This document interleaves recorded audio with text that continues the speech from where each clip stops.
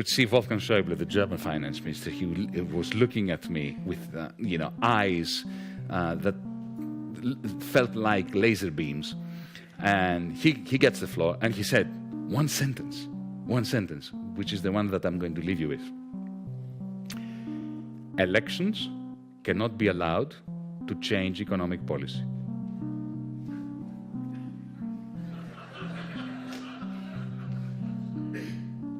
Got it?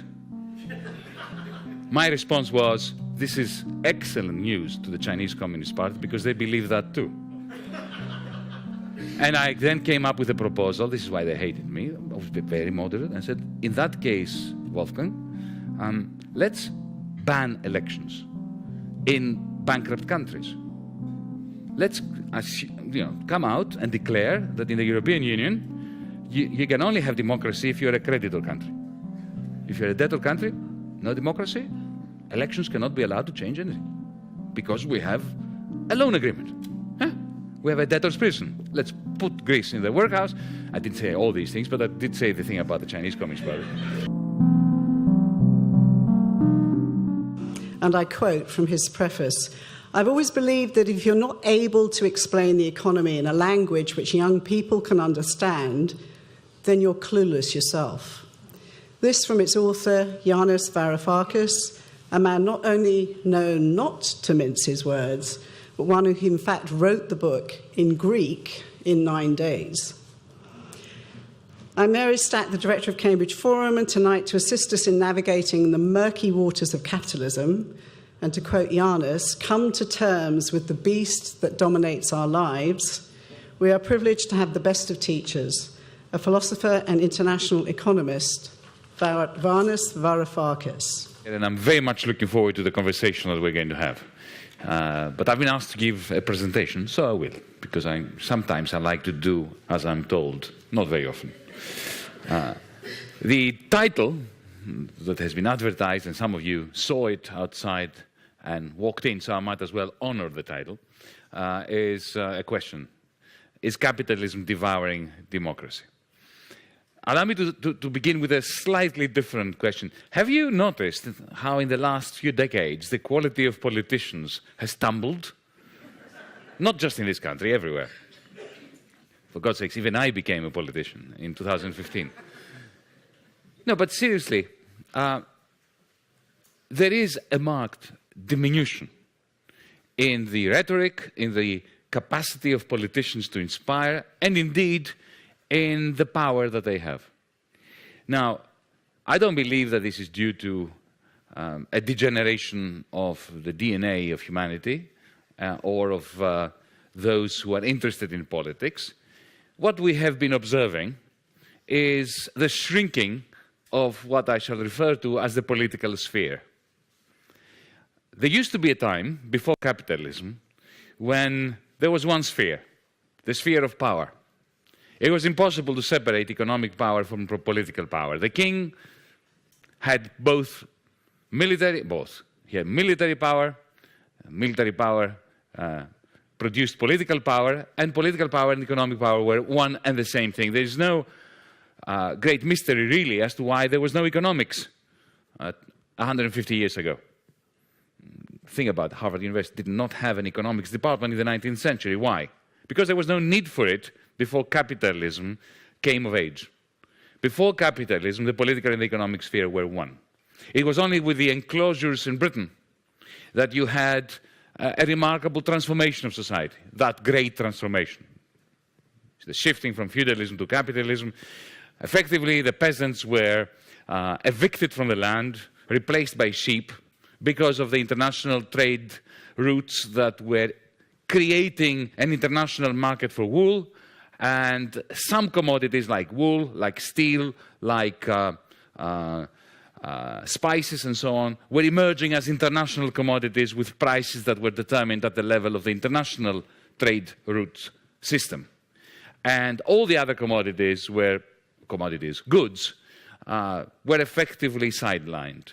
So the lord of the land in Yorkshire or in Manchester had absolutely no incentive to retain those peasants, planting idiotic little, vegetables, when they could just chuck them out of the land, replace them with fat sheep, whose wool suddenly had an international value, exchange value.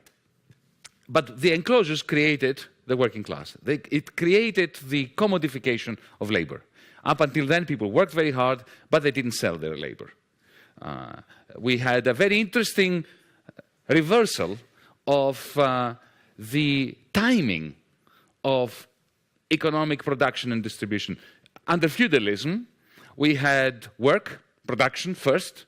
People actually toiled, they worked the land, and they produced the harvest. Production came first.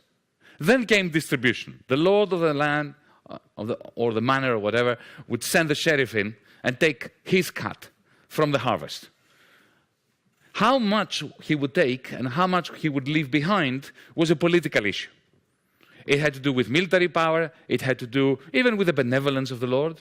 It had to do with the extent to which the Lord needed to keep the peasants on side in case another lord tried to usurp his property rights over the land. It was a political, diplomatic, ethical, religious, economic process that determined distribution after production. And then finally, the surplus that the lord amassed was sold in nearby markets, and that created a financial surplus for the lord, which then he lent out. So we had production, distribution, and then finally, finance. But with the enclosures and the eviction of the peasantry, we had the exact opposite. Because suddenly, the last thing that lords wanted to do is to work or to be entrepreneurial. So the replacement of the peasants with the sheep meant that suddenly every acre of land had an economic value, an exchange value, a price that did not exist. That was not the case before. Why did it acquire this price? Because you knew how many sheep you could raise on an acre. You know how much, more or less, wool you would produce. International markets were providing the equilibrium price of the wool, so you knew how much exchange value, money, you could gather per acre of your land. And of course, then, once that price was established, that exchange value per acre was established, suddenly land became a commodity, to be rented out, to be sold, to be purchased. There was no real estate market before that. Land was either you inherited land, in which case you had it, and if you never inherited land, you never got it. And the only way of effectively getting land that you didn't have was through war, through conquest. Or if the king decided to grant you a plot of land. There was no such thing as a market for land, and there was no such thing as a market of labor. The enclosures, the eviction of the peasants created land as a commodity, and of course labor as a commodity, because the evicted peasants, effectively, they were roaming around the country, knocking on doors saying, I will do anything for work, for a piece of bread. That's the first labor market. That had never happened before in the history of humanity. People with nothing selling their labor time. That's the beginning of capitalism. But with this, you have the separation of the economic from the political sphere for the first time in our history as a species.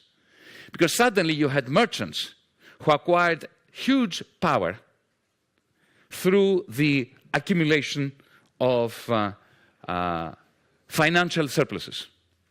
Because the internationalization of those trade routes, the emergence of these few commodities as international commodities that bestowed substantial financial surplus upon those who handled them, whether they were the merchants, the ship owners, or the lords of the land, whose land now was used in order to cultivate, in inverted commas, wool. For the first time, you had this separation. You had lords whose political power and social power was now becoming increasingly disproportional to their economic power. You had those dirty merchants, as they consider them, the riffraff, the ugly, dirty merchants, acquiring huge quantities of economic power that had nothing to do with their social status. They were not allowed in the palace. They were not allowed in parliament. They were not allowed in the gentlemen's clubs in London. And suddenly they had a lot more economic power than the lords. So the economic and the political sphere separated. And with industrialization, you throw into this mix James Watt's great invention, the steam engine, and this process just goes berserk. And you have globalization, which Karl Marx and Friedrich Engels in the manifesto described in the most poetic language when they say that capital must nestle everywhere, it must settle everywhere, it must enter into relations everywhere. And it was interesting because when Marx and Engels were writing that, it hadn't happened yet. But they foresaw the process that we live in, globalization. And with globalization now, we have, well, with this process of globalization, you have the establishment of these completely separate two spheres. Now, interestingly, in the 19th century, you will recall this. Well, you live in a very historic town. Liberalism was a philosophy, a political philosophy, at odds with democracy. To be a liberal, a genuine liberal, you must have been very skeptical about democracy, if not completely and utterly anti-democratic.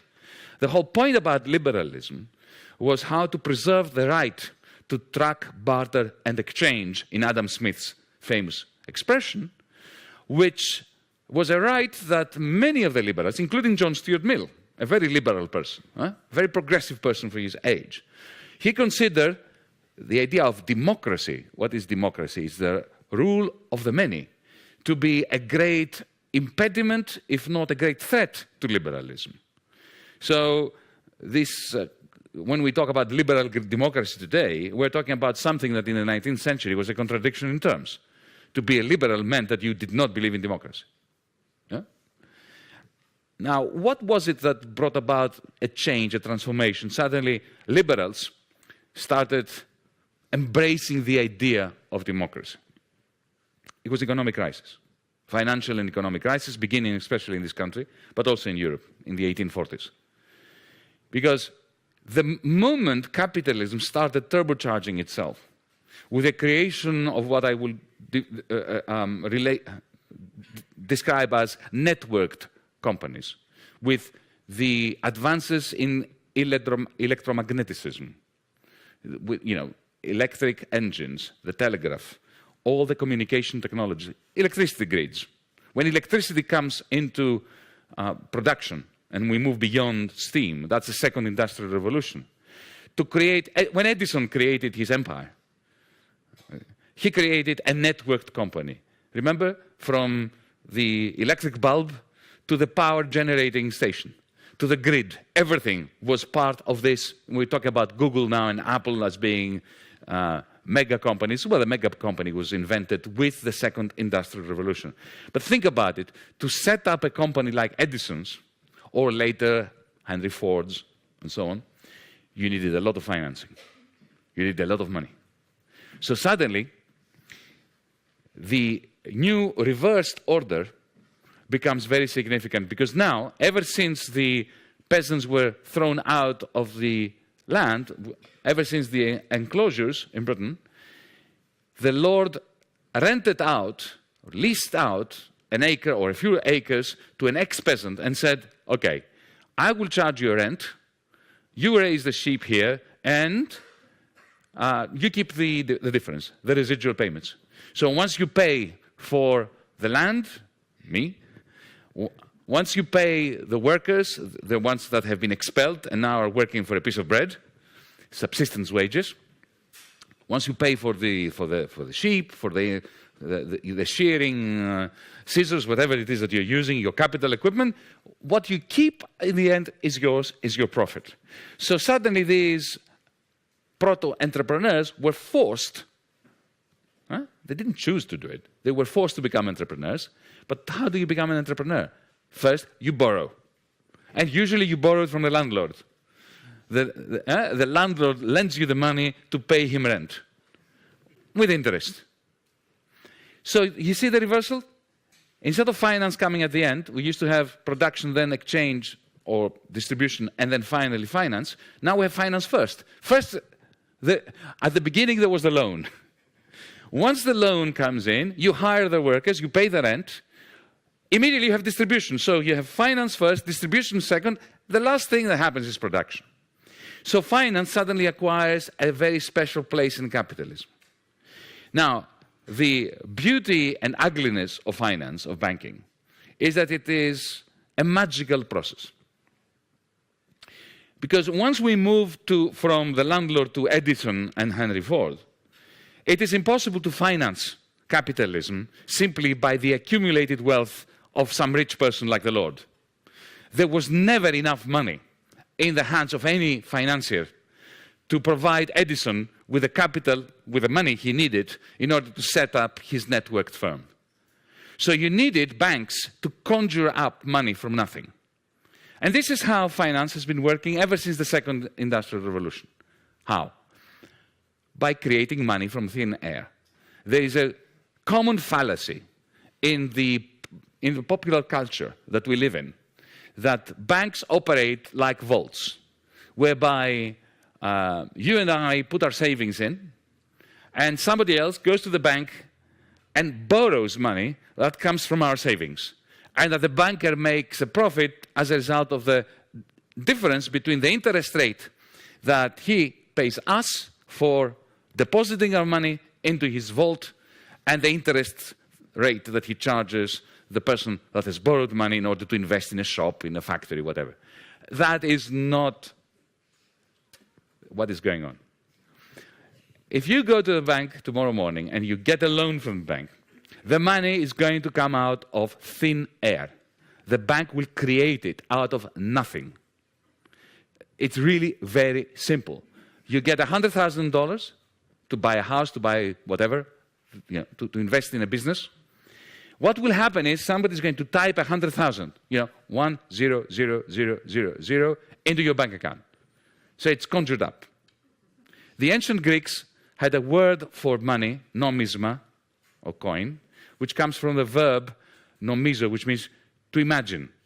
So Aristotle defined the value of money as a common fiction since the ancient times. This is exactly what it is.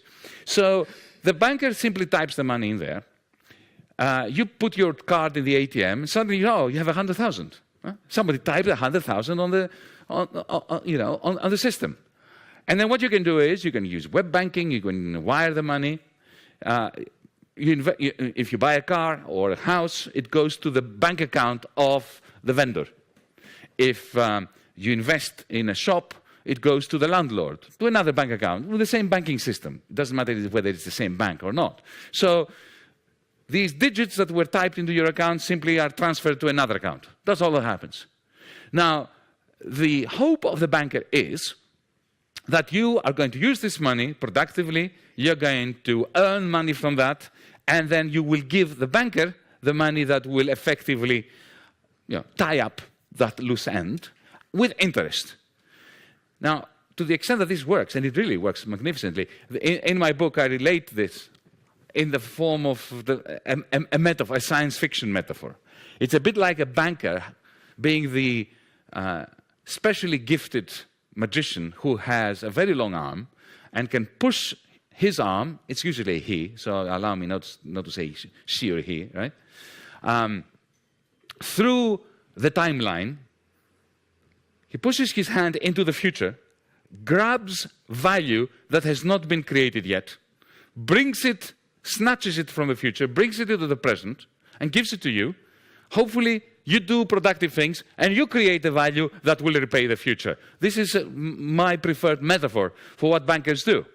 But once they learn the beauty and the glory of doing this, and they are privileged, in a privileged spot, because they can take value from the future, bring it to the present. They don't do any work themselves.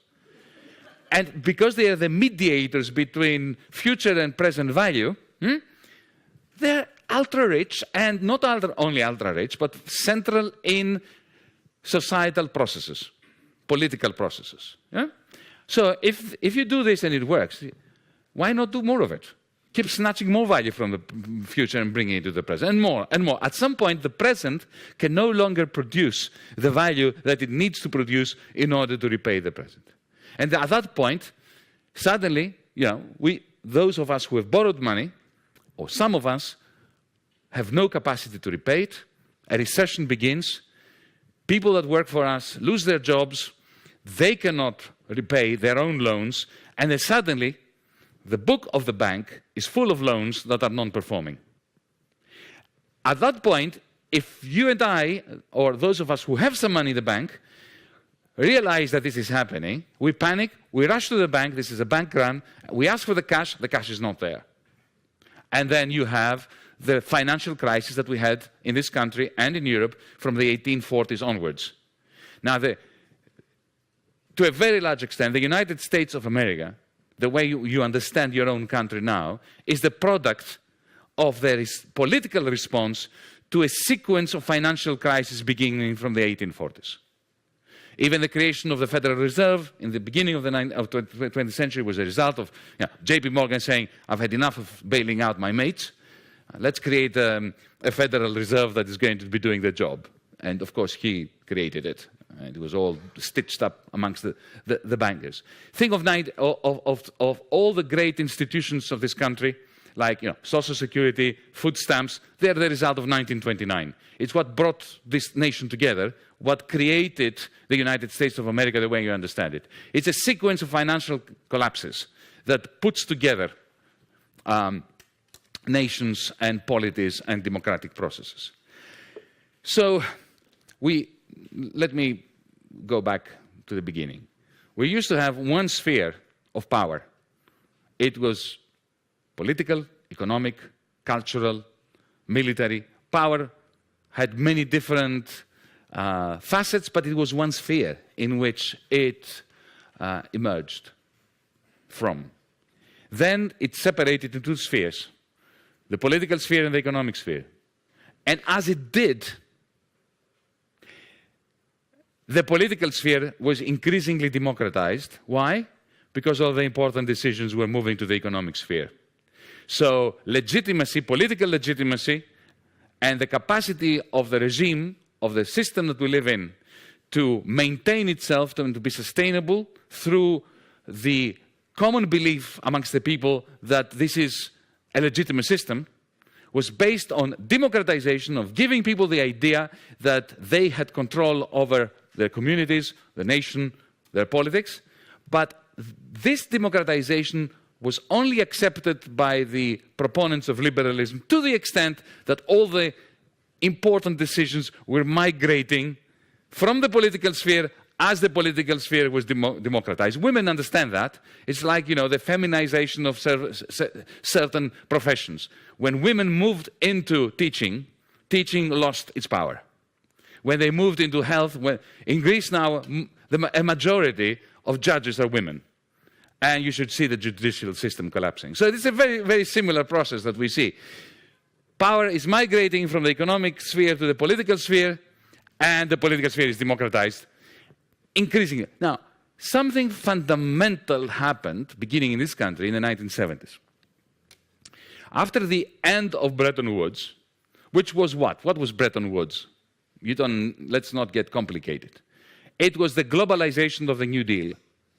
Roosevelt's New Deal in 1933, what was the basic idea?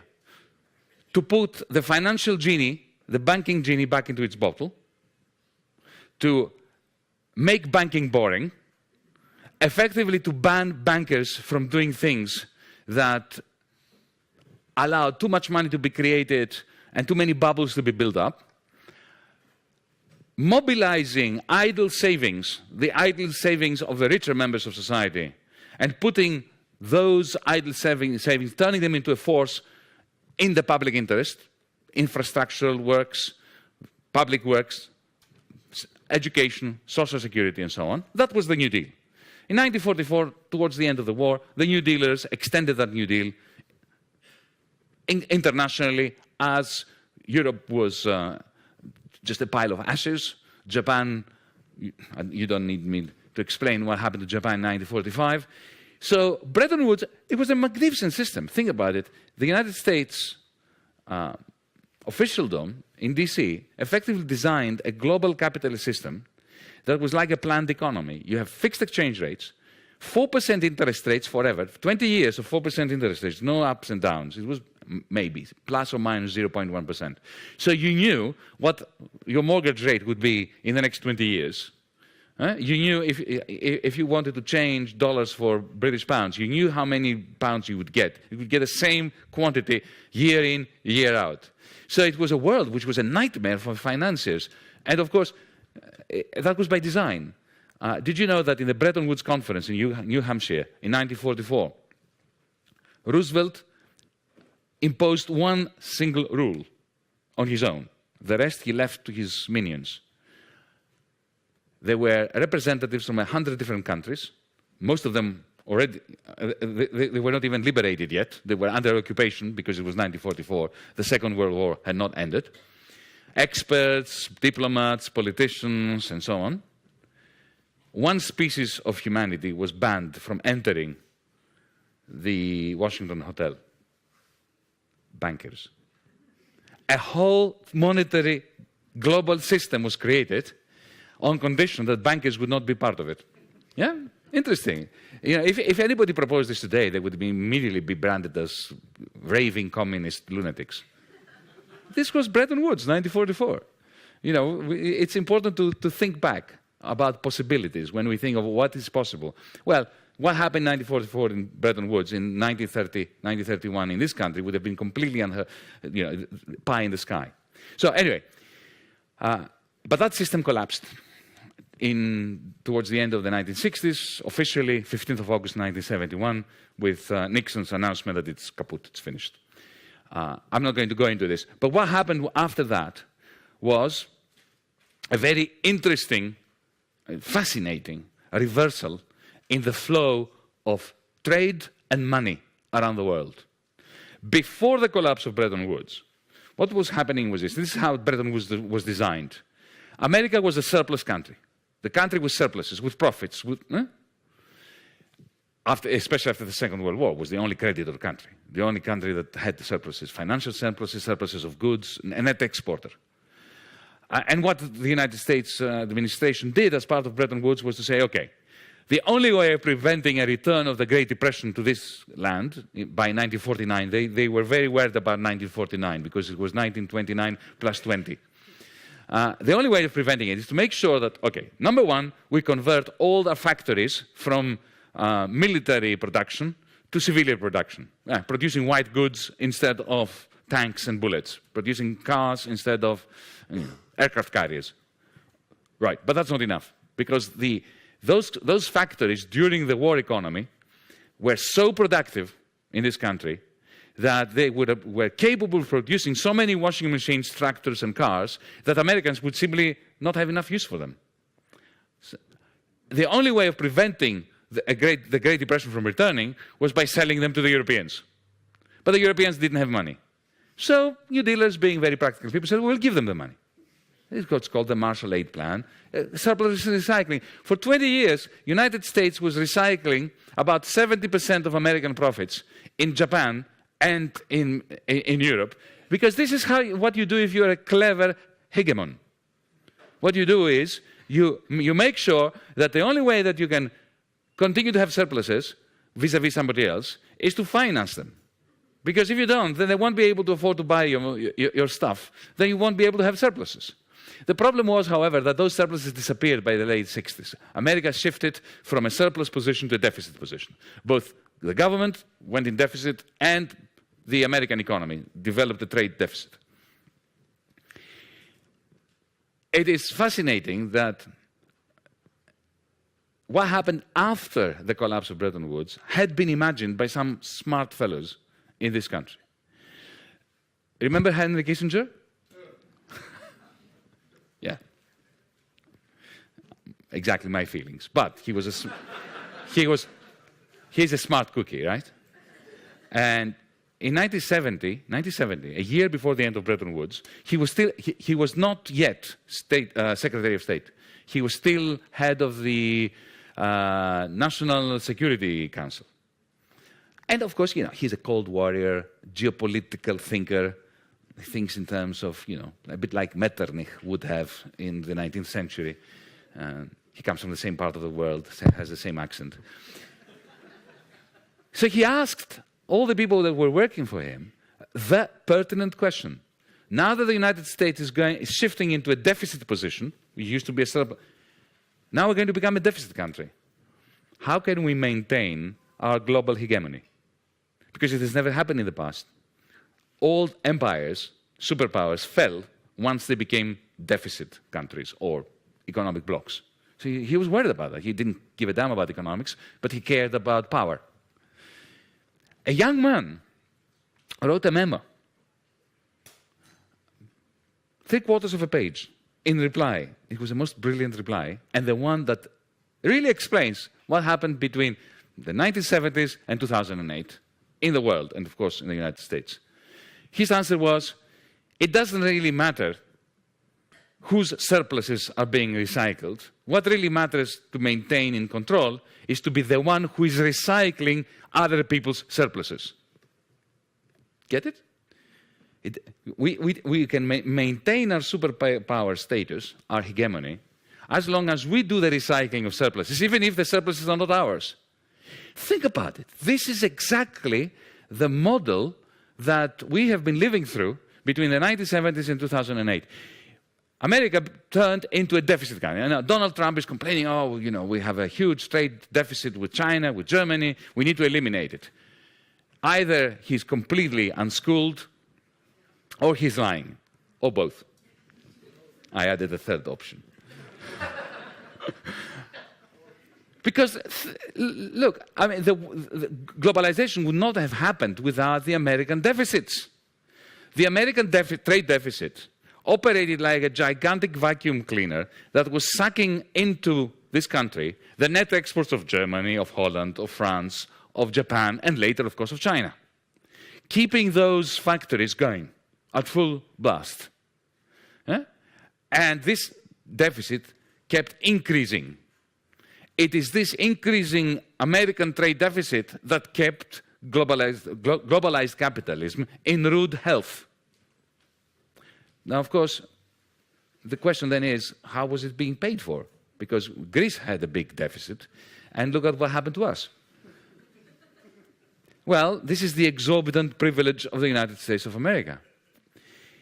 At the very same time that the trade deficit was expanding, the rest of the world was sending to this country 70% of all profits the Germans made, the Dutch made, the Japanese made, and the Chinese are making. 70% of global profits were coming into Wall Street, seeking higher returns, being used to purchase US Treasury bills, American government debt. And so you had a pure recycling loop. So recycling was discovered by this young man, whose name, by the way, is Paul Volcker, who then became the chairman of the Fed. And who, just a week before he assumed the position of chairman of the Fed, in a lecture he gave at the University of Warwick in England, he said, this is the time when a controlled disintegration of the world economy is in the interest of the United States of America. Verbatim. I've learned this off by heart because it's so exciting. The controlled disintegration of the world economy. So that's what he meant. So you had this amazing system where you have increasing imbalances globally, America growing its deficits, Germany and Japan and then China growing its surpluses. When we increase our deficit, we are creating an imbalance. When somebody else is increasing their surplus, that's an imbalance. And globalization was based on this. Financialization. What's financialization? Why was Wall Street allowed to go crazy?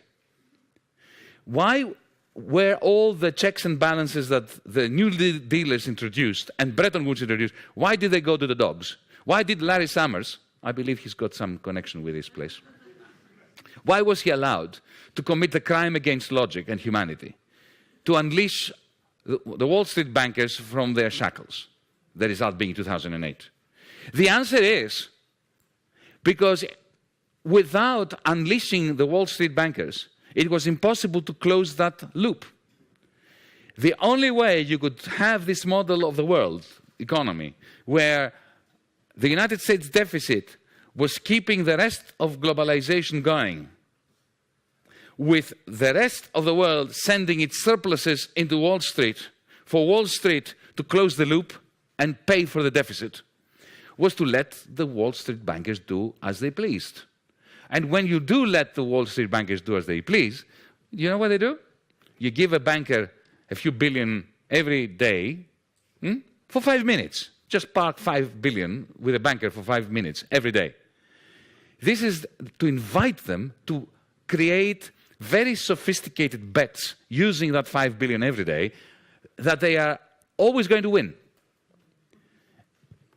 If I were to give you 5 billion every day for 5 minutes, you would work out ways of making a load of money, and exponentially increasing load of money. Anyway, the problem is that they built so many pyramids of financialized derivatives on top of this tsunami of capital that the rest of the world was saying, that it combusted in 2008, and the result was what we're facing. So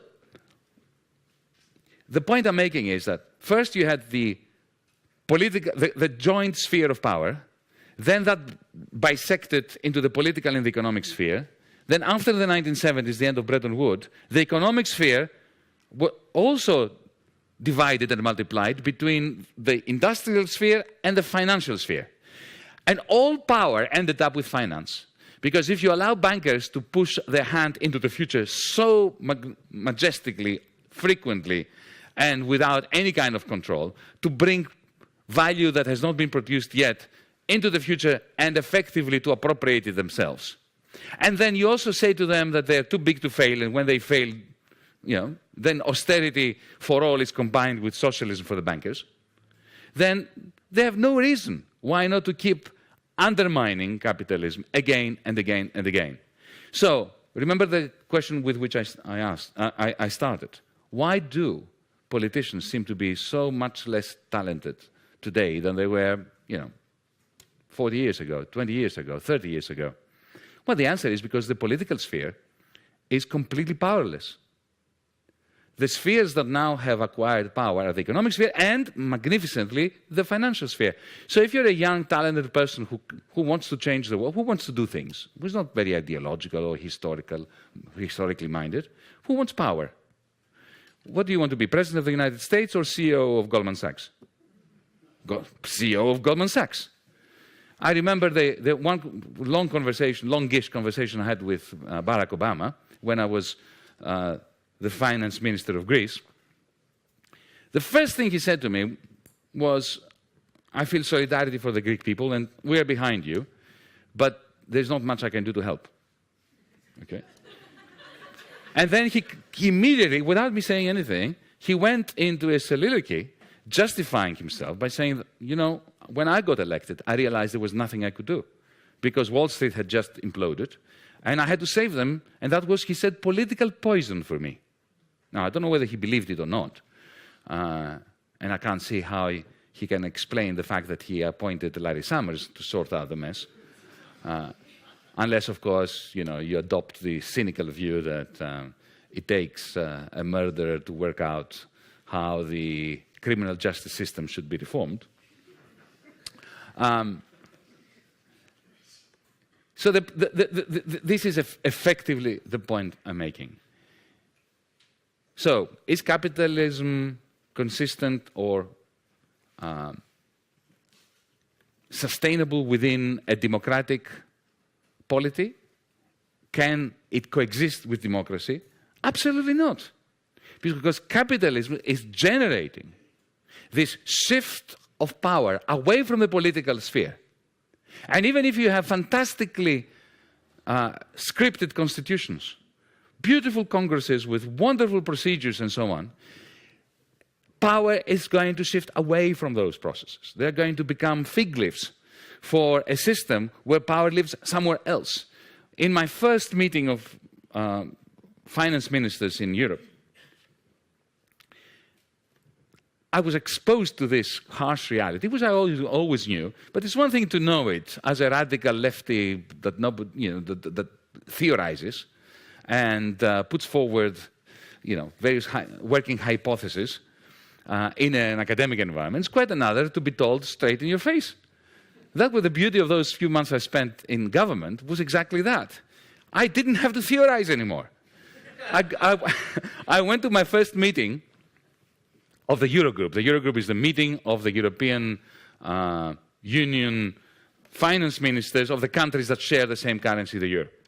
So I walked in there and I tried to be as moderate and as sensible and as friendly as anyone who comes from a country that is bankrupt and whose new government has a title, or the party that won, coalition of the radical left. Yeah? So there I was, the Minister of Finance representing the coalition of the radical left in that cesspool of conservatism, and I tried to be, all I said was that we are facing a challenge, colleagues, I said. There is the principle, I said, of continuity in democracies, in liberal democracies. In other words, we're not going to start at year zero just because we were just elected. We have obligations to you that previous governments, Greek governments, have assumed, and which, of course, we were against, our party was against, but nevertheless, our state, because of the principle of continuity, still has these obligations to you, and therefore I cannot dismiss them. I have to take them seriously. I am obliged by the principle of continuity. At the same time, there is another principle, the principle of democracy. I could see that they didn't like that very much. And the principle of democracy is very simple. I have a mandate from the people of Greece to challenge all these obligations that we have, this particular fiscal and monetary policy that you've been imposing upon my country, which led to a Great Depression, which led me to be here, because if we didn't have a Great Depression, the Greeks were not stupid enough to vote for me. I mean, they didn't just become left-wingers. Our party went from 4% to 40% in 2.5 years because of the Great Depression. I didn't put it in those very words, but you can imagine. But more or less, this was my I was trying to be extremely open to them and moderate and conciliatory with Wolfgang Schäuble, the finance minister of Germany. Okay. And I said, well, what happens in a democracy when two principles clash? The principle of continuity and the principle of democracy. Well, we sit around the table like civilized people and we find a compromise. This is what democracies do. Liberal democracies, yes? I sit down. The French minister loved what I said. Of course, just complete hot air. Yes. I could see Wolfgang Schäuble, the German finance minister. He was looking at me with, eyes that felt like laser beams. And he gets the floor and he said, one sentence, which is the one that I'm going to leave you with. Elections cannot be allowed to change economic policy.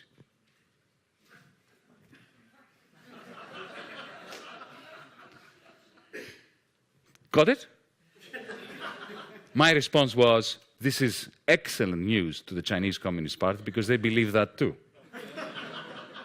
And I then came up with a proposal. This is why they hated me. I was very moderate. I said, in that case, Wolfgang, let's ban elections in bankrupt countries. Let's come out and declare that in the European Union, you can only have democracy if you're a creditor country. If you're a debtor country, no democracy, elections cannot be allowed to change anything because we have a loan agreement. Yeah? We have a debtor's prison. Let's put Greece in the workhouse. I didn't say all these things, but I did say the thing about the Chinese Communist Party. And also the proposal that we suspend elections while a country is in the red, in the European Union. That would be more honest. So the reason why I'm mentioning this is that Schäuble was right. In the capitalist, the globalized, financialized capitalism that we have created, elections cannot be allowed to change economic policy. Because economic policy simply springs out of the processes that I described that leave absolutely no room for anything beyond a semblance of a democratic process that legitimizes the lack of democracy. We live in pure, ironclad oligarchies which require, for legitimation purposes and for their reproduction, that we think that we live in democracies. Now, the tragedy is that capitalism is being overthrown. Not by the left. We are useless. Progressives, left-wingers, are a catastrophe. Has anybody seen The Life of Brian, Monty Python's movie? Remember the opening scene when they all hate each other? The Jews of the Liberation Front of Judea, again, whose worst enemy is the Liberation People's Front of Judea. That's the left. We are sectarian. We hate each other more than we hate anything else. Yeah? No, but and of course, and when we did overthrow capitalism, we created the Gulag. So we are a disaster. Doesn't mean we shouldn't try again and to do it properly and democratically. But let's face it, capitalism is overthrowing itself with no help from us. And it's doing it in two ways. Firstly, think of 2008. This financialization process that I described imploded under the weight of its own hubris. And the result is a never-ending crisis. Don't believe anybody who tells you that the 2008 crisis ended. It never ended. It is continuing. It is mutating. It's taking different forms. It migrates. It goes to different parts of the world.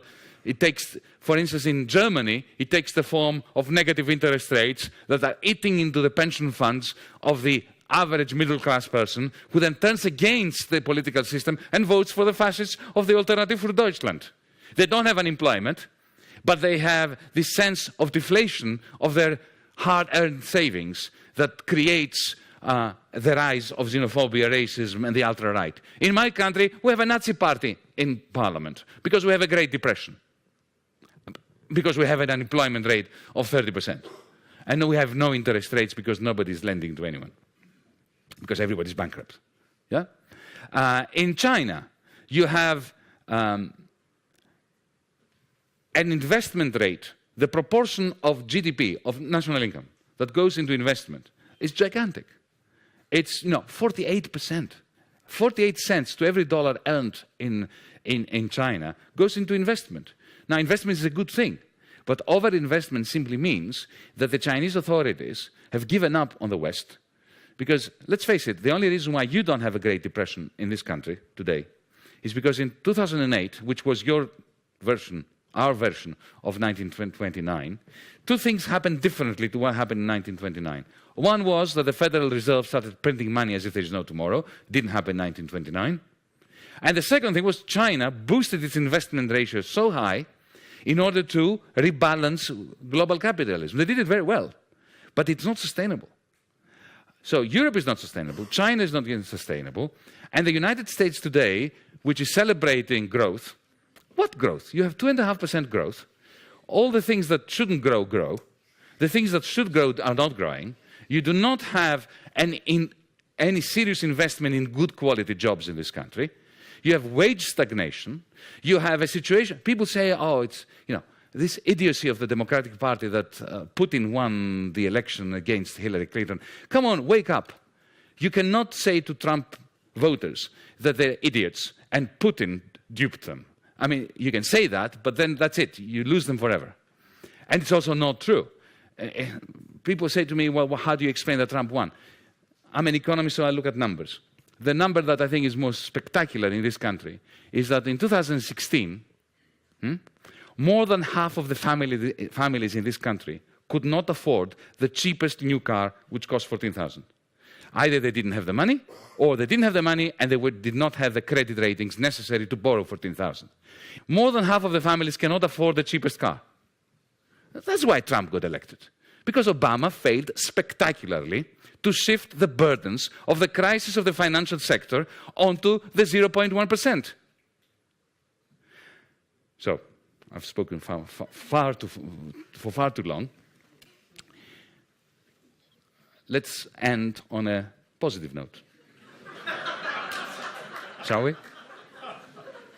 Technically, it's really very simple. how to solve the problem or how to begin a process.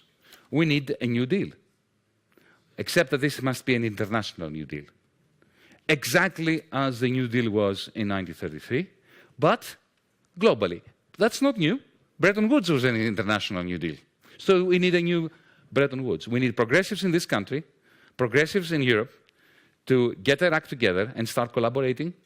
Because, you know, the bankers are very good at being internationalists. They love each other and they work very closely together. The fascists are fantastic. You know, Trump loves Le Pen, Orban, the Alternative for Deutschland. They love each other, they cooperate. They have very good... Only we progressives fail to get together and start believing that it is possible to do that which has already been done before. It's not pie-in-the-sky stuff. Now, this in order to ameliorate the effects of the ongoing crisis after 2008. Then, once we stabilize the world, like Bretton Woods stabilized the world after the Second World War, then we can start thinking about post-capitalism. Because we must. Capitalism is overturning itself, not only through its crisis, but also through the technologies that it is creating. 3D printing, artificial intelligence, the internet, will make sure that in a few years there will be no need to have a corporation. Corporations will lack their raison d'etre. The only reason why you have General Motors is economies of scale. Economies of scale are dying because of the new technologies that capitalism is creating. So you are going to have a situation in which we are going to have magnificent productivity, magnificent capacity to produce stuff, but the large majority will not be able to buy any of it. So that will be a crisis of not just the poor and the have-nots, but also the haves. But we must never believe that because there is going to be a crisis of capitalism, because capitalism is going to undermine and overthrow itself, good things will happen. In the 1930s, capitalism imploded and Nazism happened. So we can have one certainty: capitalism cannot maintain itself. Something else, another system of organizing economic and political life is going to follow. And we better make sure that the way in which we choose as a species, as a humanity, that different way of doing things is selected democratically. Because even though democracy takes too long, as Oscar Wilde said, socialism would never happen because it takes too many long evenings. And it's tedious. There's no doubt about that. If you've been to a political meeting, you know how tedious it is. It's the only choice we have. And thankfully, we are creating the technologies that will make these debates both more manageable and more hopeful in terms of delivering a future that resembles, as I say in the book, Star Trek and not the Matrix. Thank you.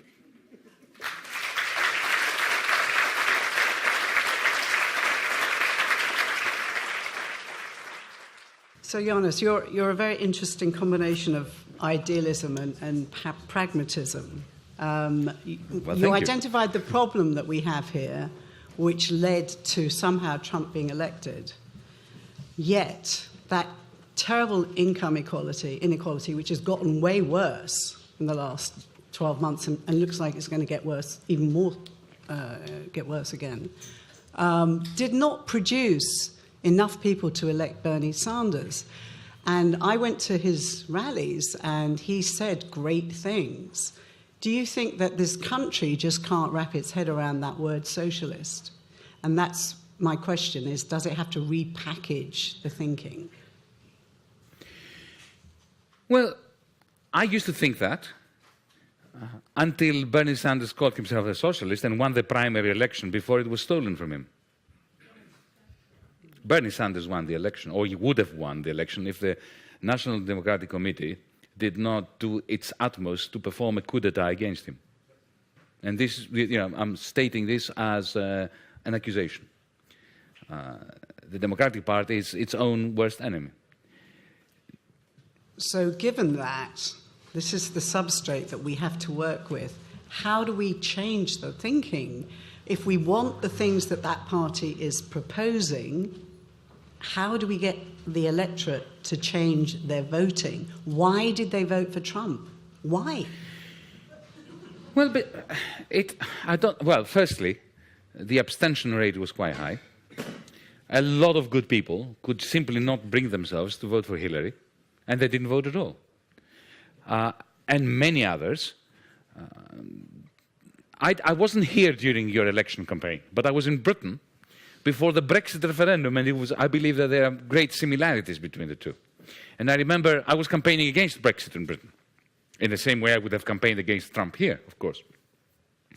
And I remember asking people who were not racist, who were not xenophobic, who were not right-wing, who were not anti-European, why are you voting for Brexit? And the answer had nothing to do with Europe. The answer was this: if I vote to remain in the European Union, those bastards that have been treating me like a discarded piece of rag, a discarded rag, are going to be very happy. So I'm going to cast my vote in a manner that maximizes the discomfort of those who've been treating me as if I'm not a human. Now, I don't know, you have to tell me whether this is an appropriate comparison to what was going on here. A lot of people who voted for Trump simply wanted to punish the establishment. And they wanted, I think that there is quite a lot of supporting evidence. Of course, there are racists, and there are Nazis, and there are right-wingers, and bigots, and misogynists who voted for Trump. But I don't think that those were the ones who made the difference. The ones who made the difference were the ones who could not afford a car, the ones who had believed in Obama and who voted for Obama in 2008. I'm reading at the data, and there seems to be a very large number of voters who voted for Obama in 2008 and Trump in 2016. Now, that cannot be explained on the basis of racism. It cannot be explained on the basis of misogyny. It is simply, to hell with you. I am not going to vindicate, yet again, a presidential candidate who goes into Wall Street 6 months before the presidential election, gives private speeches for hundreds of thousands of dollars, and excuse the language, shits on people like me in front of the bankers, calling me names, and promising to them that they will be allowed to continue doing that which has put us and our country in this position. So, trying to be optimistic Yeah. for a moment. If we were trying to create some kind of apparatus, I mean, in the 50s, Roosevelt did the very thing that they said was impossible. He put 90% tax on corporate America to fund all these great schemes, the Social Security system, Medicare. These things were made possible, but the workers had unions then, quite strong unions. Now that's all been taken away. How are people going to organise and overthrow the system? As you say, I mean, it may implode, but in the interim, people are just surviving on $10 an hour wages or not surviving. So where is the impetus for revolution? Well, you do not need punitive tax rates now. You don't need 90%. This was a gimmick anyway. No, but it worked. It worked. Yeah, I mean, it was more of a political stunt. I don't believe that it is necessary to have such high tax rates. But what you do need is you need to change the discourse in a way that appeals not only to those who would have joined trade unions, but to people who would never have imagined themselves to be radical or even progressive. So let me give you an example. Take NAFTA. There's a lot of discussion in this country now about NAFTA. The liberal establishment says, free trade is everything. The pie is going to shrink if you do away with it. But some people in the Rust Belt say, well, that's your pie, that's not my pie. My pie has disappeared a long time ago. So if I can manage to hold on to a few, steel workers' jobs by means of tariffs, let's do it, because it's better than all of us being thrown into the dustbin. Why not change the narrative and to say, yes, we want to renegotiate NAFTA, along the following lines. If Mexico wants to continue to have, or Mexican capitalists want to continue to have free access to the American market, Mexico is going to have to introduce a minimum wage in Mexico that provides a living wage by Mexican standards, not by American standards, to the workers who work in the factories that produces stuff that are then transported over to the United States. Now, that is a progressive renegotiation of NAFTA. Not tariffs, but minimum living wages in the poorer countries. Okay, so that way... Not building a wall. Of course not building a wall. But then you wouldn't need to build the wall. Of course you wouldn't, yeah? No. So that is one example. Take, for instance, the question about the health service here, the health system. Well, you don't have a health system, the absence of a health system. Obamacare was a complete disaster. Obamacare is an affront against logic. The idea of universal cover is absolutely essential. But also the idea that the state is going to be subsidizing private companies to provide public health without any controls regarding the prices of the services and the pharmaceuticals is a catastrophe. It's like effectively subsidizing the private insurers. This is why, of course, they contributed massively to Obama's campaign. Without the so-called public option. It's ludicrous. So how about the following argument about having a proper national health service, a public health service system in the United States, so that we can introduce tax cuts? Think about that. That would really throw the Republicans, wouldn't it? Because your health system is the most expensive in the world. You pay twice as much on health than the rest of the world, and you have far worse outcomes. So imagine that you created a proper public system. You'd save a huge amount of money, public money, and then you could give them away as tax cuts. But why not also say that those tax cuts will go to the lowest wage earners, not to the top? So that's how you change the debate. You get out of the way of the stereotype that the Republicans are trying to create for you. Absolutely. And you subvert the dominant way of thinking. So I would like to hog the questioning, but I don't think it's fair, because I'm sure there are lots of good questions that are going to come from the audience. So I'm going to open up the questions. And okay. If you could confine it to one, I would be appreciative. It may be 1.5. I thought for a minute your talk was going to be almost entirely about Harvard. Marshall, who announced it at Harvard commencement, Kissinger, and then Larry Summers. I have this idea that maybe Obama was put in the White House to bail out Harvard, whose endowment went from losing $11 billion to regaining it. I think many people in this country are still not convinced that Obama did have a choice.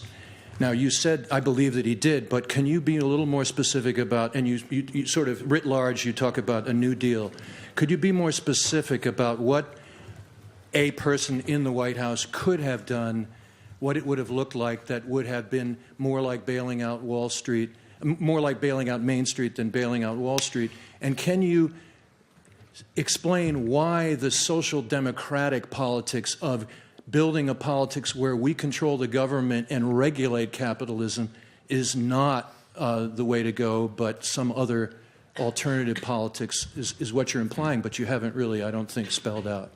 Okay. I'll start from the second part. Look, the New Deal that I am suggesting as a first step is social democratic, but in the good old-fashioned sense of it. So you need social democratic measures in order to stabilize the political economy before we can have a genuine conversation about what comes next, the more radical part. Creating, for instance, changing corporate law. I mean, corporate law is a political value judgment. So when some corporation goes bust, who gets paid first amongst the creditors is a political decision. So why not change it?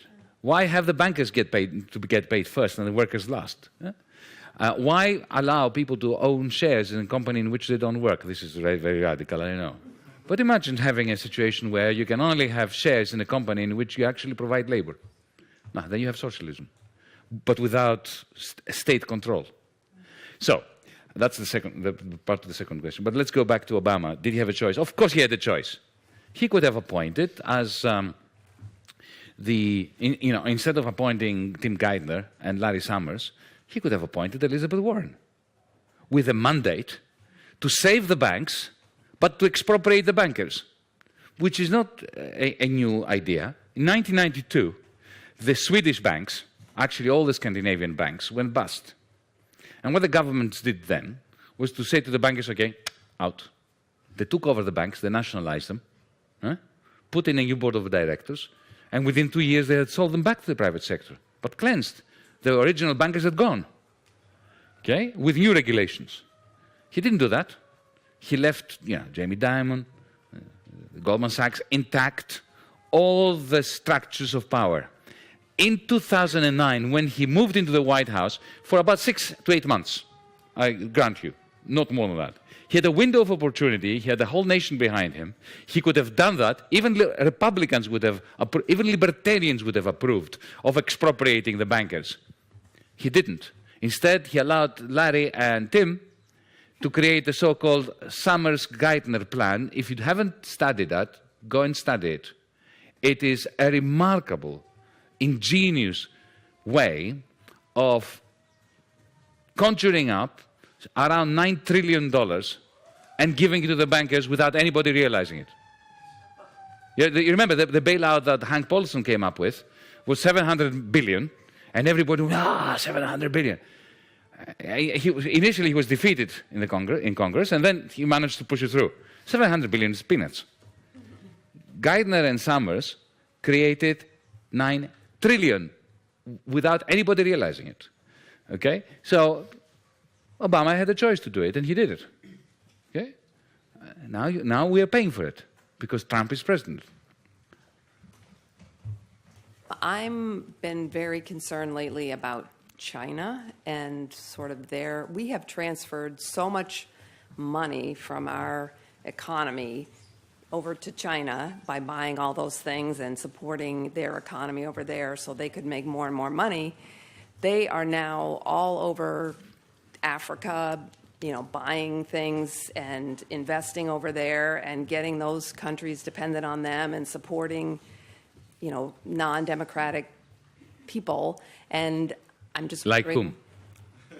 Well, we are in a country that supports Saudi Arabia. Yes, that's true. Right. So suddenly we have a problem with, superpowers supporting non-democratic people? Yes, yes, I do, but I also am just concerned that we've sort of created the economic power that China sort of has now, and they're using it, I fear, going to be using it against us eventually and against the better interests of a lot of people. Allow me to put your mind to rest. Okay, great. You shouldn't worry about that. Okay. It's very simple. And let me explain why you shouldn't worry about that. But please continue. Well, they're in Africa. They're lending money to countries to build ports and different infrastructure. To build what? Port harbors. And what's wrong with that? And because countries that need ports get ports. But they're making people dependent on. I know it's the same thing that we've done, which is no, it's horrible not. Around the world. They are far more humanistic than the United States ever was. Really? Okay. Absolutely. Great. So. Let me give you an example. Of course, they are peddling for influence. Yeah. Yeah. But they are non-interventionist. Absolutely non-interventionist in a way that Europeans, the West, has never managed to fathom. But I have a feeling they have a longer-term thought process that is more interventionist. But anyway, let's judge what we see. Let's judge what. Okay. Well, let's start at the beginning. The Chinese never asked Apple to go to Shenzhen and produce all the iPhones. It was Steve Jobs that decided that. Yeah? Mm-hmm. It was not China that went to Washington, D.C. and demanded that they buy a third of your national debt. If they hadn't bought it, you would be in serious trouble. Mm-hmm. Okay. Number 3. I did allude to this in my talk. If in 2008 China had not cranked up their credit bubble, you would be in a new Great Depression now. Mm-hmm. So, China, the United States, and the European Union are absolutely synergistic, and they need one another in a way that if we fail to acknowledge and to nurture, billions of people, including the majority of the people in this country, are going to suffer. Now, I am not going to stand here and defend China and the Chinese Communist Party. I already made some negative remarks about the Chinese Communist Party in referring to, their attitudes as being compatible with those of Wolfgang Schäuble. My concern about China is the authoritarian manner in which the Chinese regime is treating the Chinese people. As a Democrat, I have a problem with this. Mind you, I have to tell you that, from my understanding of China, it's a very interesting social experiment, in the sense that at the local level, or the regional level, you now have a boisterous democracy. At the local and regional level. Even with popular success stories in overthrowing local authorities, local bureaucrats who have been corrupt, who have been this, who have been that, who have been the other. When it comes to the influence of China outside its borders, I have to say, firstly, it's quite remarkable that they don't seem to have any military ambitions. Secondly, Africa. I'll give you an example, a specific example. Ethiopia. 2004, because I happened to be there, and I have some first-hand experience of it. They went into Ethiopia. I'll tell you why they went into Ethiopia, because they suspected there was oil. Because China is a major industrial power, but it lacks primary resources. Now, instead of going into Africa with troops, colonially, destroying the country, killing people like the West has done for the last 100 years, what they did was they went to Addis Ababa and they said to the government, we would like, we can see you have problems with your infrastructure, we would like to build some new airports, upgrade your railway system, create a telephone system, and rebuild your roads. And we'll do this all for free. No strings attached. We don't want anything from you. And they did. Why did they do it? Because this is soft power. Because because they knew that if oil is discovered, and it was discovered later, then, of course, the Ethiopian government will be much more open to Chinese oil companies coming there.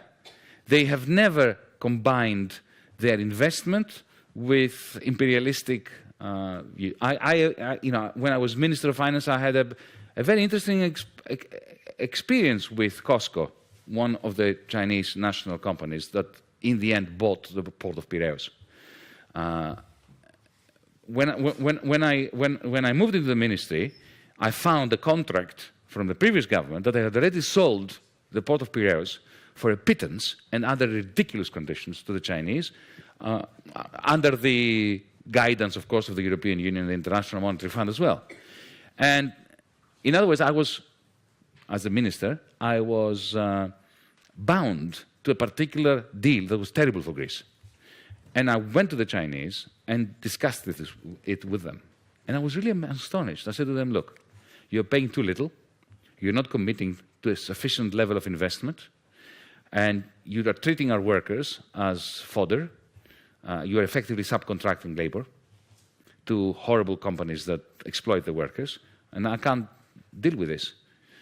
Effectively, I proposed to them to renegotiate the contract. So instead of getting 67% of the shares of the port, they would get with the same price 51%.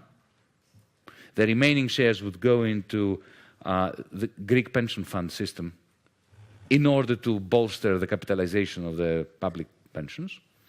Secondly, I want you to commit to 180 million euros of investment within 12 months. And thirdly, proper collective bargaining with the trade unions and no subcontracting of labor. And to my astonishment, they said, okay. Can you imagine if that was a German company or an American company? That's why I'm saying I don't think you should worry. Okay, I won't.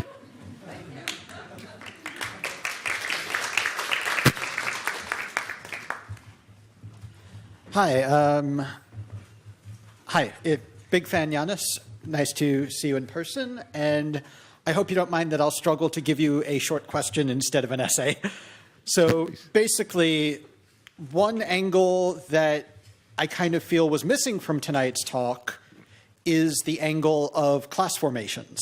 Mm-hmm. So the New Deal was born out of, I believe, about easily 50, 60 years of left-wing organizing among the industrial working classes who basically, you know, as we would always say in our slogans, had their hands on the wheels. When they went on strike, they could stop production, stop the flow of profits, and so on and so on. And so by the time the Great Depression came, there was a crisis.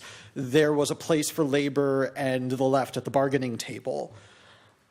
I guess what I want to ask is, let's take neoliberalism out of kind of good faith and say there really was a change in the class formation that allowed them to just throw out Bretton Woods and say, we don't want to commit to this deal anymore. You don't have the power, you know, effectively your bargaining terms, oh, laborers, are not so good anymore. Mm-hmm.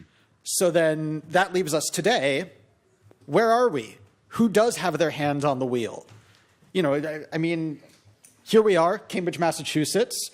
Large portion of the population works in white-collar professions. Mm-hmm. Many of them are homeowners. In traditional, you know, there aren't a lot of traditional industrial workers in this room. On the other hand, the traditional industrial workers in Ohio or wherever are losing their jobs quite rapidly due to mechanization and offshoring. So, you know, who can put the worker's gun to the capitalist class's head anymore? Good question, but I have to disagree with you on one thing. And sorry to sound a bit tanky on you. No, you're not saying no. It is the pertinent question, the one you asked. I don't have a splendid answer to it, I can assure you. But where I want to disagree with you is that in 1933 or 32, it was the labor movement that imposed its will using its power. There was no power. The 1929 the great crash and then the depression that followed completely depleted trade unions of any bargaining power. When you have a situation where you've got hordes of people outside the factory gates begging to be allowed into work at any wage, you don't have trade union power. So it was a political process that led, not a labor process, that led to the New Deal. And let's not forget that FDR was not a revolutionary leader, he was a patrician. Yeah, he was a bourgeois. Even Keynes, I mean, think about Keynes. Keynes hated the workers. He loathed trades unions.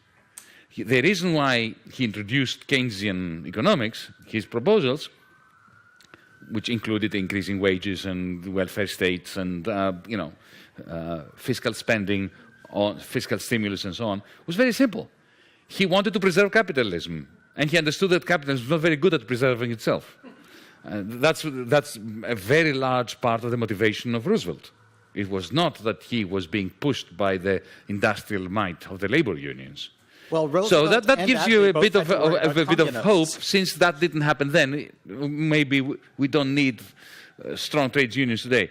Today, I think that from a class formation point of view, what worries me and what I think is should be the objective is how to organize the precariat, how to turn those who live a precarious existence, the Uberized workers, into a political force, because they now are falling through the cracks of society. They are like the lumpen proletariat used to be. They are disappearing.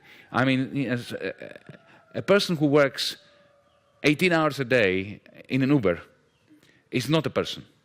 It's a lost soul. It's a moving, monument to misanthropy. So that for me is a major question.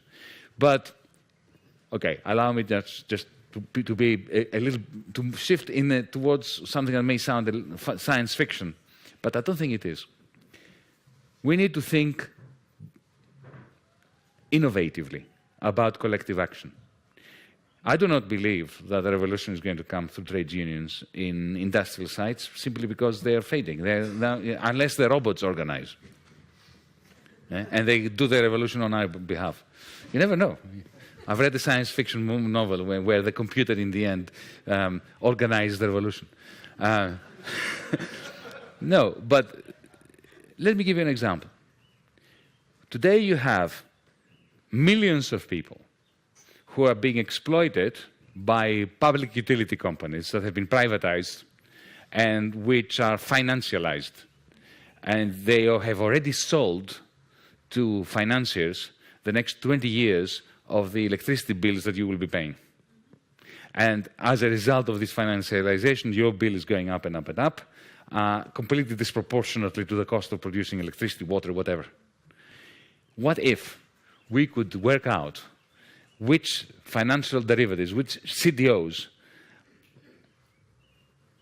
are packaging the bills in a particular neighborhood and another neighborhood and another neighborhood, and we organize through the internet so that we can have an electricity bill payment strike that is timed in such a way as to explode those CDOs and make them bankrupt. Now, that's a form of collective action, which is using the financial instruments of the, this kind of network against it. We need to think beyond the, modern times Charlie Chaplin. Thank you very much. Very interesting stuff. Kalispera. Kalispera. That's all the Greek I know. So I originally tried to do a PhD on the topic you talked at length about the separation between political power and economic power, specifically about the European Union and how it sort of formalized this split between the political spheres no longer has to do anything with what the people want with economic organization. No one wanted to touch that one with the 10-foot pole, so I'm doing something else now, but it remains my passion. But so to keep the question reasonably short, what is the one change, what are the one of the many changes you'd like to see in the structure of the European Union that could address this, if you could choose just one thing? Right. Well, I'll be very brief in my response. We need to federate. Because there are only two choices here. Either we break it up, which many people want, even on the left, thinking that that recoiling into the bosom of the nation state is somehow going to allow them to create socialism in one country. Yeah, right. Yeah. Or we're going to have to create, a democratic union. Now, the problem is that with this crisis that we have, which is both economic and political and moral, if you want, we can't have a serious discussion about federation because we have centrifugal forces that are pulling us apart. So this is why our movement, you may have heard of a movement that I'm part of, DiEM25, we're proposing what we call a European New Deal. A New Deal in order to stabilize and bring hope back so that we can have a discussion on how to federate. Thank you very much. I'm also going to ask a question about the European Union and about Greece and about the immigration problem, which is all the more on everyone's minds because of what Trump has just done with wiping out the agreement on the Iranian nuclear situation. I recently read that on the island of Lesbos, I believe, which is an island that receives a lot of the immigrants from the Middle East, Syria, that Greeks were attacking the immigrants. And I read that I have read for years now that conditions in the camps are terrible. Yeah. And something that I have wondered about for years is why is it the immigrants from the Middle East and North Africa are coming to the south of Europe, the poorest part of Europe?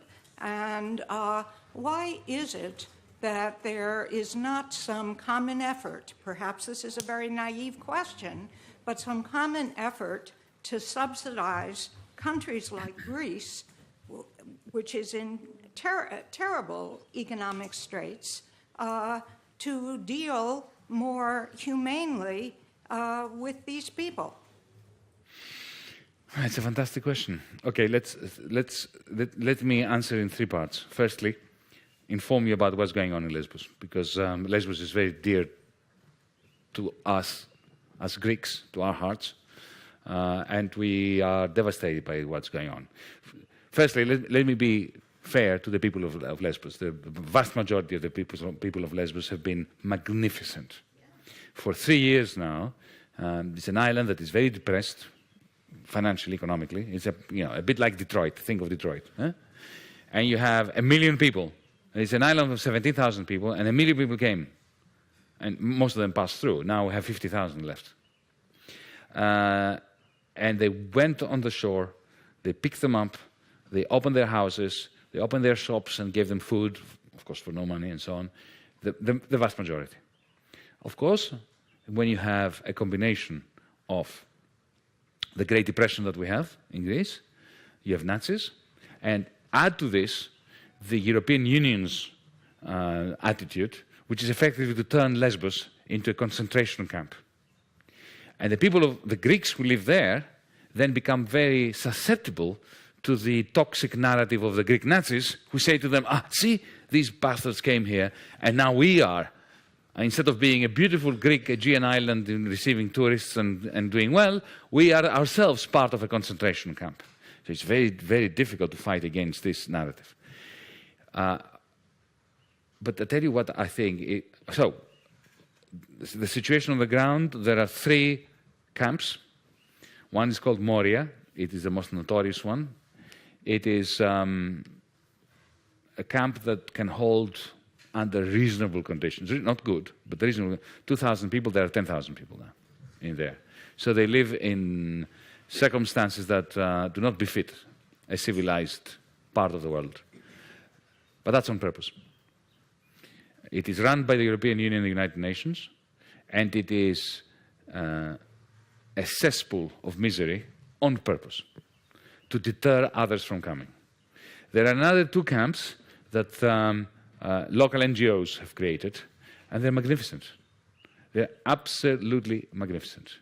If you look at the circumstances in there, the people, the problem they have is that they don't have much capacity. So there are 300 families in one and 110 families in the other. But they live. It's actually quite heartwarming to see. Of course, the problem is that none of these people have any kind of guarantee of safety. I was talking to activists in the good camps who educate them, teach them English, their own language, because they have kids who speak Farsi, Persian, and they teach them computing, and they put a lot of effort in it, and it's really heartwarming. But they say to me, do you know the tragedy of not knowing what's going to happen tomorrow morning, because the police may come in, grab one of them, put them in chains, throw them on the boat back to Turkey.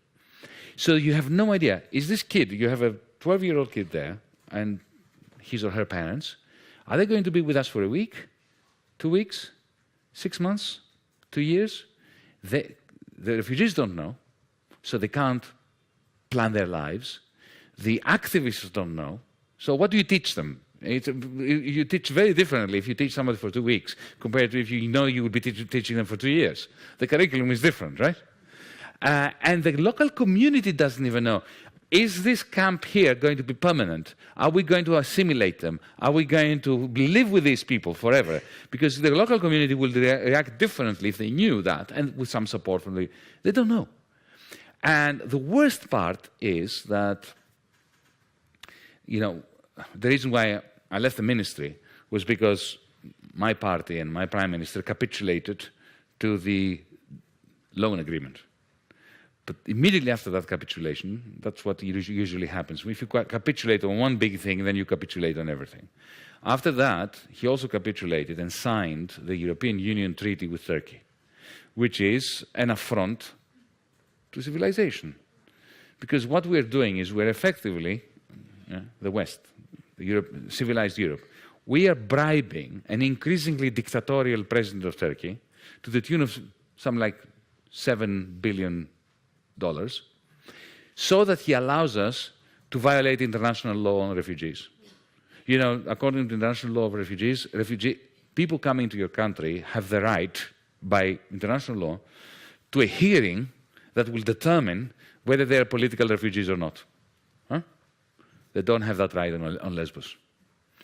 Because the EU-Turkey treaty has deemed that Turkey is a safe country, so that when you arrive on Lesbos, you are not granted an interview as to whether you've been persecuted by the Syrian regime, by the Taliban, by I don't know whom.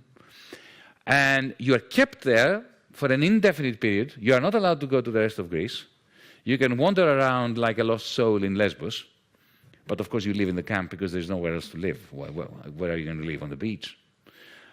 So it's purely horrible. But let's just take a broader look at that situation. You said the immigration problem. I don't see that immigration is a problem. I think that immigration is a great asset. From a European perspective, for 1,000 years, we have been populating the earth, we Europeans. We've been sending our ships and our caravans to the Americas, to Australia, to New Zealand. We destroyed all the indigenous people in the world. In Africa, we colonized. Okay, we created the new world. That's what we did. And we thought it was all right. Now what's happening is we are aging. We're becoming a sad, aged lot. Yeah? And the demographic dynamics are reversing. And and we need these people. We really need these people. Germany is being depleted. It's becoming another Japan. Greece, too. We have an economic crisis as well. You know, we are in a process of desertification. So we need these people. Instead of treating immigration, as an asset that we must collectively manage and find ways of making it work for us, Europeans, we are looking at it as a threat, and we are trying to imagine a huge wall, Trump-like, going through the Mediterranean, you know, the North Pole. I don't know what they're going to do. It's pathetic. It's just a complete failure of the imagination. It's misanthropy. And the result, of course, is that the taller and more impenetrable the wall that we create, the only thing that changes is more deaths and greater profits for the traffickers. It doesn't stop immigration. All it does, it creates insecurity, both in the local population and in the migrant population, and profits for the traffickers. So, let them in and impose minimum wages, living wages, in the countries of their origin. And if the countries cannot provide them, help them provide them. That's the solution, not walls. Hi. I can't help but notice that we're talking about the continuum of capitalism while we overlook a graveyard. My understanding, which might be wrong, is that we're paying approximately $8 trillion for the wars in interest. For the wars? For the wars, U.S. Yeah. How does an economy overcome that? I mean, and how does that play out? $8 trillion in interest per year, if that's... No, it's not $8 trillion per year. It's not? No. Okay. No. But what is your general concern? That we pay too much for what? For the debt? No, I'm talking about the wars, just the wars. Yeah. All right, let me change. Maybe it's 8 billion, but not 8 trillion. Okay, then my figures are wrong. 3 zeros is okay. Okay. Well, look, the United States of America, as Eisenhower told you in the 1950s and warned you, is predicated upon a very interesting industrial policy. You don't have a formal industrial policy, you have something called the military-industrial complex. And the military-industrial complex is essential for American capitalism in the way that the American capitalism has been created. So the reason why Missouri and Massachusetts can be in the same union and you don't have the same problems that we have between Greece and Germany is because you have what I call a surplus recycling mechanism. You have food stamps, you have social security, and that means that money that is taxed in the surplus states is transferred to the deficit states, and that keeps a degree of balance. But the most important part of your surplus recycling mechanism is in military-industrial complex. So when Boeing gets a contract to build the new generation of fighter jets, quadrillions, yeah? The Pentagon says to them, yeah, but you're going to have to build the engine in a new site in Missouri, in the deficit places, the plane, the spare parts of this and that over there, and so on. So to keep this going, you need some wars. I'm not proposing that this is how it should be. I'm just describing it. So in 1991, the Pentagon and the Treasury Department in this country had a major headache. The Cold War had finished. So they could no longer pass through Congress on the basis of national security the bills that were necessary in order to keep replenishing the cruise and Pershing missiles. So they had to clear the stock. So that you had the first war in Iraq. And they cleared, remember the war had finished, and they were going into the middle of the desert and firing all the cruise and Pershing missiles to get rid of them so that they could order new ones in order to maintain. So capitalism is just a very rational system, because it's a very simple reason why it's so irrational, because it has a productive capacity, a capacity to produce, which far exceeds its capacity to consume. So something has to make up this difference. And war is the result, not just lack of democracy. Hi, thank you for tonight. Question for you. If we theoretically go back to 2015, you're now in charge instead of Tsipras, in charge of Greece. Faced with harsh austerity versus Grexit, what political path would you have chosen? Well, you know the answer. That's why I'm here. I'm not in the ministry. Why am I not in the ministry? No. Why did I resign? Because we had an agreement. We had a very simple agreement. And this is the only reason why I accepted the finance ministry and to run in the election. We had an agreement that there were three possible outcomes. I'll put it succinctly. Three possible outcomes. One was continuing debt bondage in the euro, which is what has been happening since 2010. For me, that was the worst possible outcome. Another outcome was Grexit, for Greece to be chucked out of the Eurozone or to choose to get out. This came with substantial costs, and it was never my proposal. But I always considered it to be better than perpetual debt bondage in the euro. When people say, but the euro is a strong currency, I say, yeah, well, if you're a pauper and you live under a bridge in New York, you have $1 in your pocket, it doesn't mean you have a strong currency. You have one bloody dollar in your pocket, yeah? It doesn't help much. And then the first best, my ideal solution would be debt restructuring within the euro that would allow us to stay in the euro in a sustainable way and to end the Great Depression. So the point I was making was, no bluffing.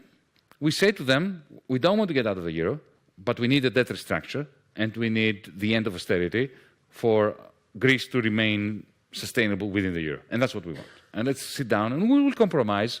I did say to Obama when he said, but Yanis, you have to compromise. I compromised. I said, I dream of compromise. But I'm never going to be compromised. There's a fundamental difference between the two. Okay?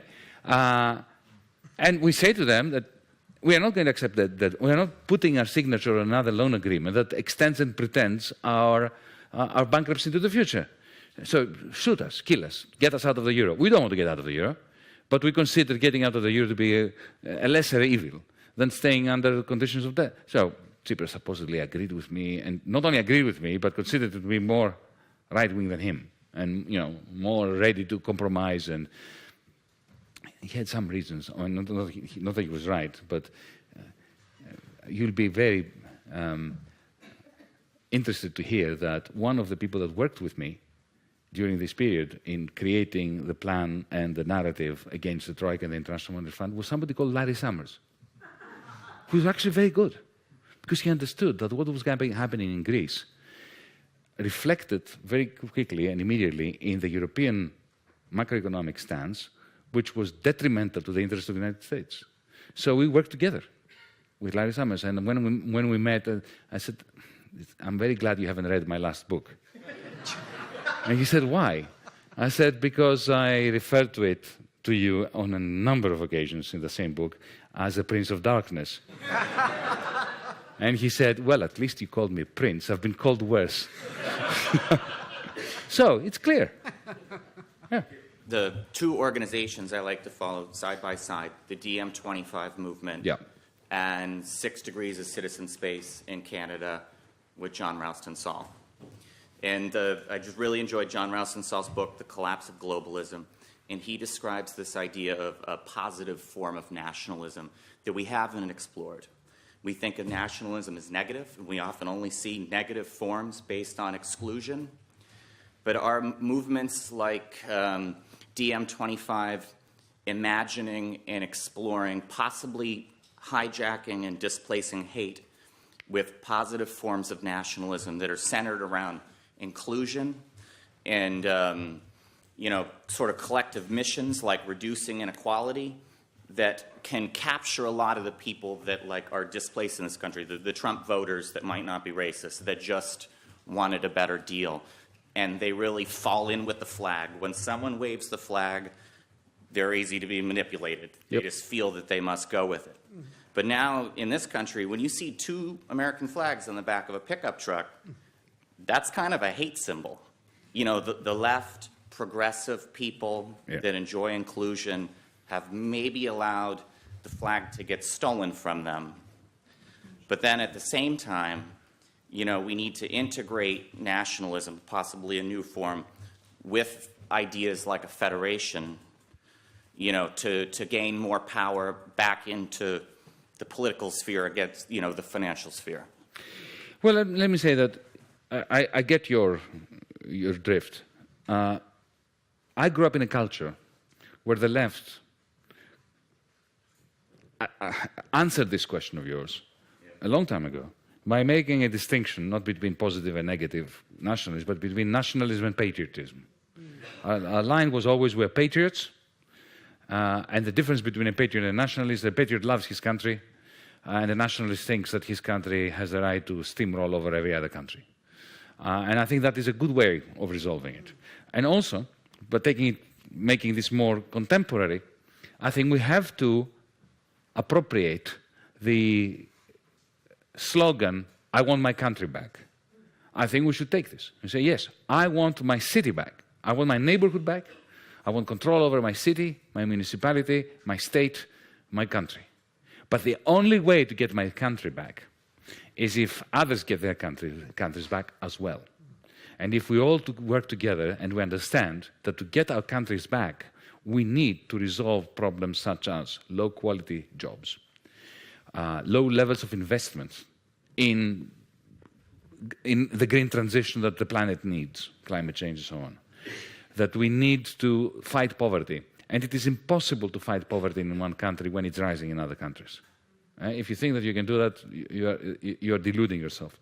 So in effect, to embed patriotism in a narrative which sees the major problems that society faces, like poverty, low investment, problems with the health service and so on, as we see climate change. What I mean by that is climate change requires local action, that we do things here in Boston, that we do things in Massachusetts, in the United States, but we have to act globally as well. And we need to cooperate.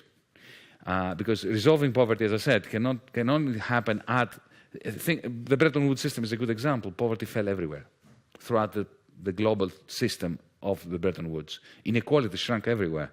It couldn't rise in one place massively and fall in another. So we have to combine love of country, of neighborhood, of community, patriotism, with a transnationalism and internationalism that allows us to claim our own countries back. A funny multinational question that I would love to hear answered from you. In the book, John Ralston Saul describes this concept where a lot of the trade that we have is fictitious. It is multinationals trading with themselves. Yeah, of course. And can you it's called limit pricing. Well, now, you know, we were just creating these tariffs that might not really get to the root of the issue. We were punishing multinationals. We weren't punishing another nation. We were punishing multinationals that straddle two nations, and that not a lot of people in this country know how to think of these concepts and think of... Well, I have a better way of punishing the multinationals. How about making the IRS do its job?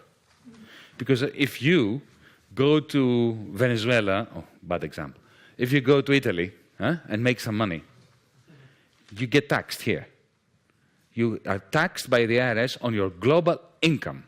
You cannot say, I made $10,000 in Napoli, and therefore that's none of your business, taxman or woman. No, you get taxed on your global income in the United States, unless you're a corporation. And then you don't get taxed at all for the money you stash away all over the world.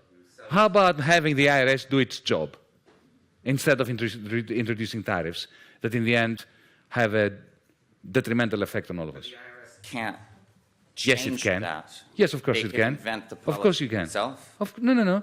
They need their marching orders from Congress. They need the politicians to say to them, you're going to treat... Look, the Supreme Court, in its infinite idiocy, decided that corporations and and individuals will be treated the same when it comes to super PACs and all that, right? Yeah. Well, why not also decide that corporations and individuals will be treated the same tax-wise? Okay, I remember a take beautiful the poster I saw in Texas saying that... I like it. No, okay. We're going to take the last question. I believe that corporations have human rights when I see one of them being hanged. Yeah. That was Texas for you. Yeah. In the briefest and broadest of strokes, in the post-capitalistic world that you envision, what does the credit system look like, and how does it achieve equilibrium with the sovereignty of states? Okay, how long do we have? No, but let me put it simply. If we have a system where private property is maintained over goods and services and things that give you happiness, but not over productive processes, and productive processes belong to those that work them, that are part of it, then you simply do not have a credit system. You don't need one at all. And your justification for that is? That credit is only necessary when you've got an asymmetrical distribution of property rights over means of production. So you wouldn't say... If you and I have a cooperative, if you and I have a cycles? cooperative, if we own a business together, we have a partnership, then I'm never going to be in your debt or you in my debt. We're going to be producing together, and we're going to be sharing the profits that we make, the economic rents. What about investors? Well, there will be no investors. What about the other parts? Because investors exist only because you have an asymmetrical distribution of wealth. And so back if you didn't have asymmetrical distribution... But look, this is going to be the topic of my next book. I have not written it yet. So I'll see you in 2 years.